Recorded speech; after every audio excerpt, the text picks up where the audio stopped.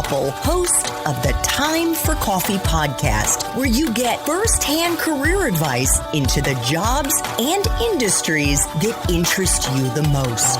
And before we start today's show, I have a quick favor to ask you. If you haven't already, I'd be incredibly grateful if you give us a rating and a review on iTunes. And if you're like me, you need to do it now because you'll forget later and because it's the best way to help others who may be in search of career advice to find this free resource. So press pause if you haven't done it and do it right now. I'll wait. Thanks so much and enjoy today's show. Hey there, Java Junkies. Welcome to another K-Cup mini episode of Time for Coffee. By the way, K-Cups come in 3 sizes, single, double, and triple shots, or roughly 1 minute, 5 minutes, or 10 minutes in length. So if you don't have time to throw back an entire caffeinated career conversation, these K-Cup mini episodes of T4C can give you a quick caffeinated fix, whether you're on the go or you only have a few minutes to binge. So grab your mug and take a chug, because it's time for a caffeinated career triple shot K-Cup with my guest, Cara Goldin. Well, speaking of going back, Cara, I'd like to go way back to when you were an undergrad and you went to Arizona State University and you were a journalism and communications major. You weren't majoring in entrepreneurship. I don't even know if the entrepreneurship major existed back when you and I were in school. Why did you pick journalism? And did you know what you were going to do with that degree when you graduated? It's interesting. I always enjoyed writing.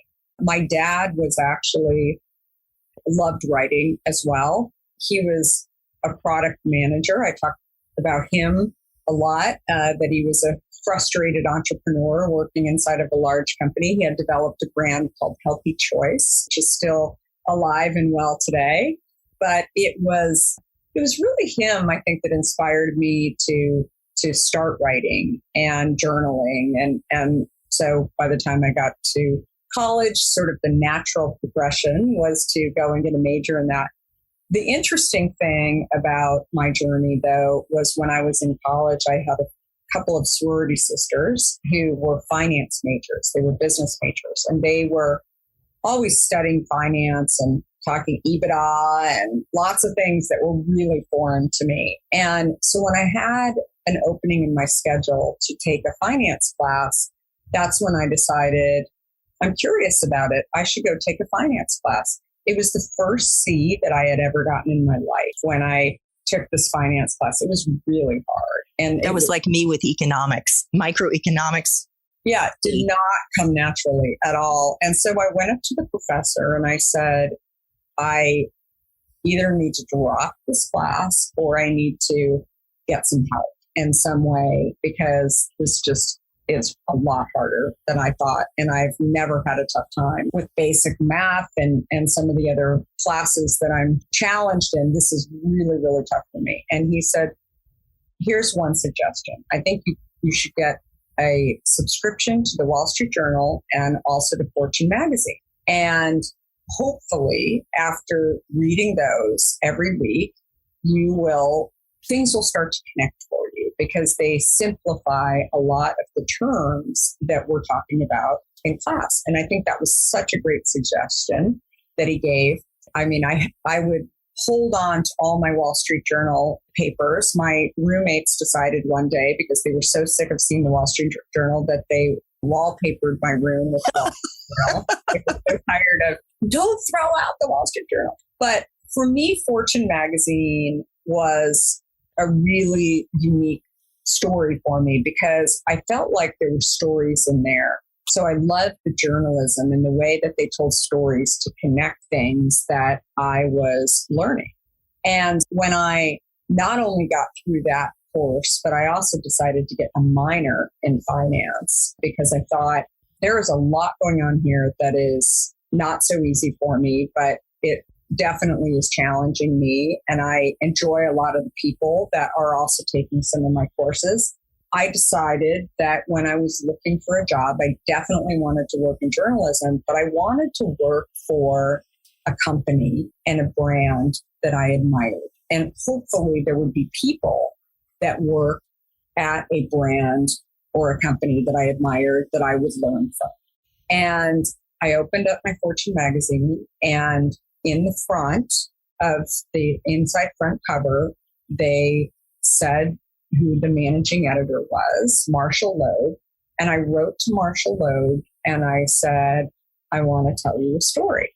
And I said, thank you for allowing me to learn from your stories. And I went on to share about how I received a C, and the professor had told me to get a subscription to Fortune magazine. And now I'm graduating and I'm looking for a role. And here is why I want to come work for you. I didn't say you should hire me. I didn't say that I had tons of experience, that I had worked in a million internships. I was very authentic and honest about how I was inspired. And I was a hard worker and I was a good writer, and that I would love to come and meet with him. And he wrote me a letter back and said, if you're ever in the New York area, let me know. And I would love to meet with you. He didn't say, I'm going to give you a job. He didn't say, I'm going to give you an interview. But all I needed was that little opening to say, if you're ever in the New York area. So what did I do? I bought a plane ticket to go out to New York. And I told all my friends at Arizona State University that I was going to New York. And they said, how are you going to meet with him? And I said, well, I haven't figured that out yet, but I think I'm going to go to the HR office and I'm going to get an interview with Marshall. And so that's exactly what I did. I flew out. I used all my waitressing money and babysitting money and bought my plane ticket. I stayed with my sister's friend who was living in New York. And I went into the Time and Life building. And this is before security. So I walked up to the HR department. I'll never forget the woman who was sitting at the reception desk. I pulled out my letter from Marshall Loeb and I said, I'm here to see Marshall. I have this letter. And she said,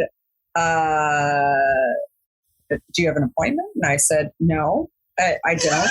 She said, if you're ever in the New York area. She didn't know what to do with me.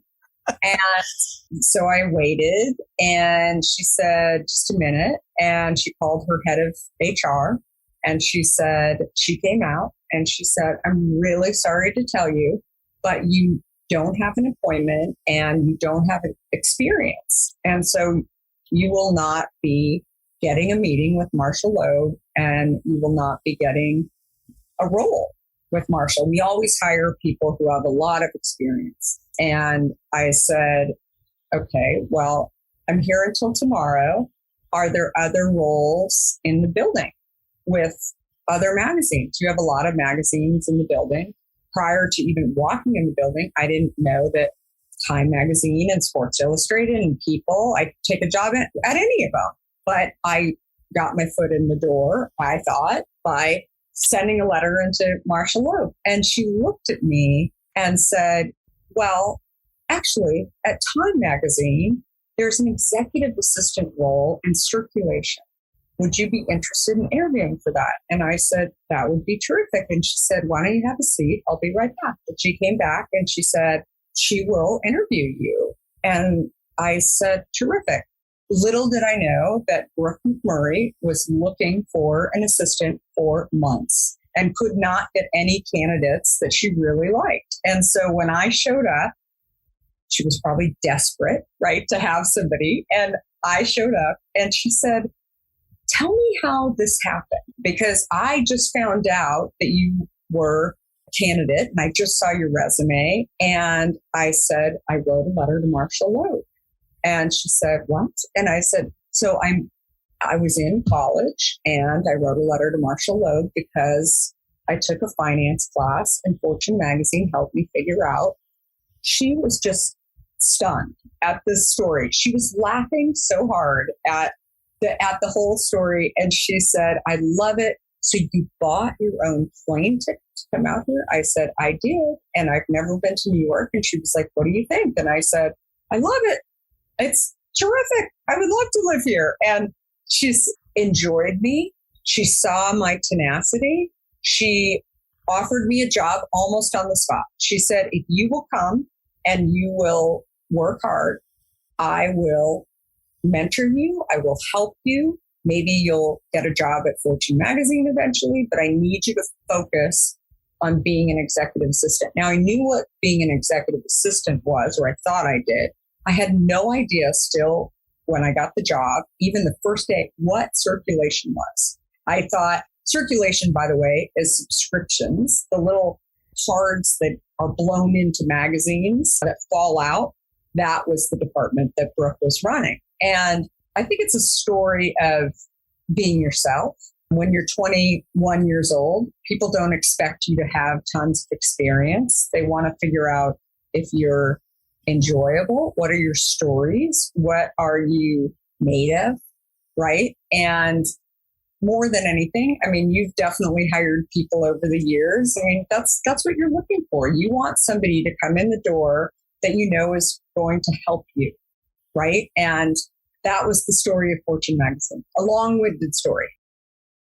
Thanks for tuning in to this K-Cup mini episode of Time for Coffee. If you want to listen to our entire caffeinated career conversation, please check out the show notes for this episode. Thanks so much for listening to this latest episode of T4C. And if you're interested in learning more about my coaching services for confused college students and recent grads, feel free to check out the Time for Coffee website under the coaching tab at time4coffee.org or text me at 202-236-5712. That's 202-236-5712.